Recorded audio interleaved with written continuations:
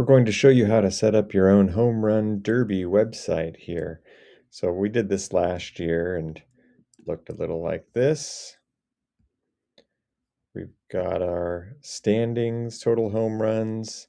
It was grabbing yesterday's homers and the team breakdowns for all of their picks in order.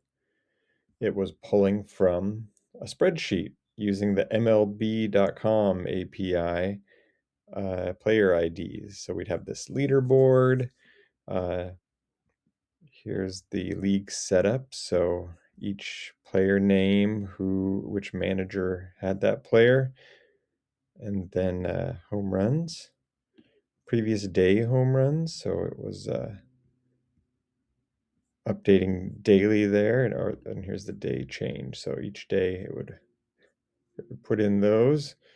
And then if we go to our app scripts, here's where the magic happens. So we are calling the stats api.mlb.com for each player and getting their home runs for the day. This one is the overall API. And then here's the daily changes one that would run and list the players' home runs that day for everybody. And then this all just feeds into an HTML website here that updates daily. I think I had it run overnight. So we'll show you how to do all that. It's off right now, but you can set it up to run on a schedule. Here's our execution log. Oh, it's not going to show me the old executions. That's cool. But it would run once a night in the middle of the night, and then people would wake up and have new home run numbers. I have put this into GitHub for everybody to use. It has a bunch of templates in there, so you can find it here, and I'll put that link down in the comments.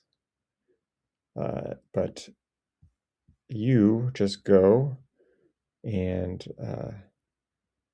make a fork. You would go fork this. I can't fork because it's mine, I suppose, but you fork it and then you go to settings and enable GitHub pages.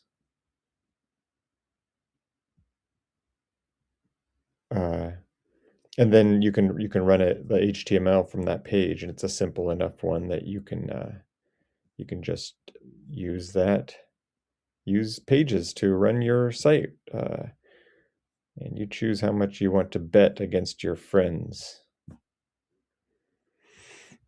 And so that is how this can work.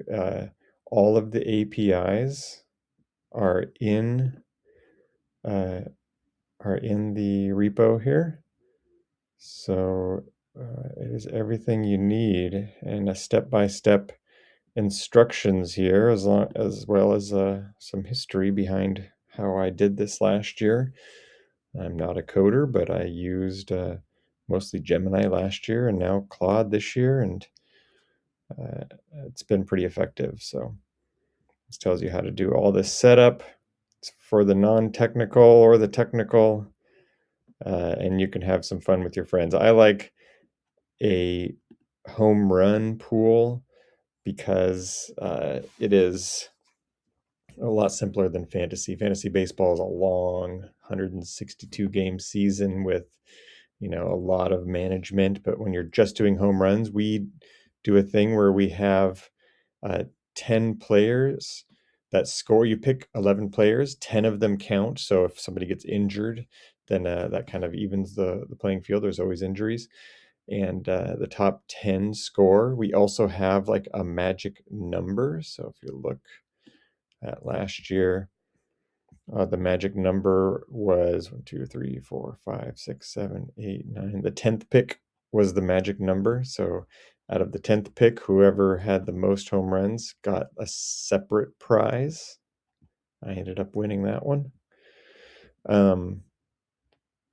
And so that's a separate prize that we did here, and it's set up to track that as well. So you tell it what your magic number is. We just draw cards at the draft, and that's how that works. This year, I made something to make it a little easier to draft asynchronous or to draft remotely.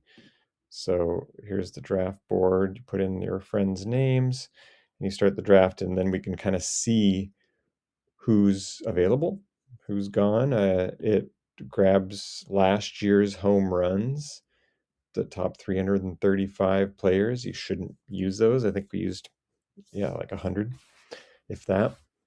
And so if you don't know anything about these guys, once you get down here, especially down here, like who's heard of these guys? But you can just grab these players in order. It'll snake draft as it should. And then when it's done, you export that CSV and you can drop that right into the spreadsheet that you're setting up here.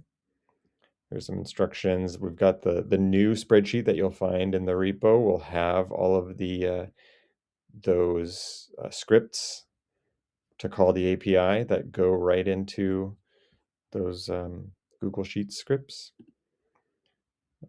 So there's our leaderboard, magic number, and then the previous day totals, daily changes, and there was those app scripts. So yeah, you can just drop your players right in there. All of the instructions are there, and generally that's how you do it. Hit me up if you have any questions and give me feedback on how we can make it even cooler. But this is a super simple little project, just wanted to share, and it's almost time to start the season, so let's play ball.